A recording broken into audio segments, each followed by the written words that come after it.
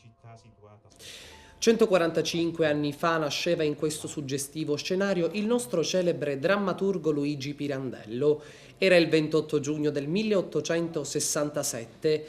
A distanza di questo lungo tempo, il Museo regionale della casa natale di Luigi Pirandello ha organizzato un evento per celebrare l'anniversario. Tante le iniziative volute dal direttore della biblioteca museo Enzo Caruso. Ma la giornata oggi si svilupperà con l'accensione del tripode della memoria che vedete alle mie spalle, resterà acceso per tutto il periodo di questo fine giugno e del mese di luglio, proprio per tenere sempre vivo il ricordo e la memoria di Luigi Pirandello. Ci sarà un corteo che porterà la corona d'alloro bronzea proprio ai piedi della tomba dove sono custodite le ceneri di Pirandello, e poi concluderemo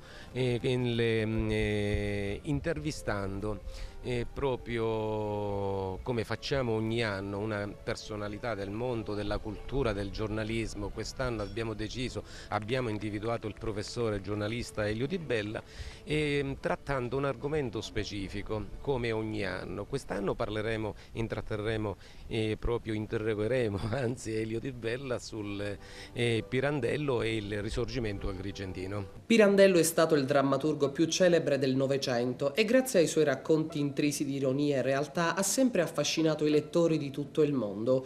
La sua poetica, contraddistinta dall'umorismo come carattere perenne dell'arte e dell'uomo, i suoi personaggi e le maschere, ossia il personaggio che segue il ruolo che gli assegna la società, ed ancora il contrasto tra la forma e la vita e tra personaggio e persona, ossia tra i costrutti sociali e le pulsioni vitali. Tutto questo e molto altro è la poetica di Pirandello. A rappresentare la città che diede i natali al celebre drammaturgo il primo cittadino di Agrigento, Marco Zambuto. È un momento di commemorazione nei confronti di uno dei figli più illustri di questa terra, uno che ancora oggi, a distanza di 150 anni, il suo pensiero, la sua riflessione rimane assolutamente attuale, anzi pone sempre ogni giorno continue riflessioni all'agire umano e al pensare umano, per cui rimane assolutamente attuale il suo pensiero.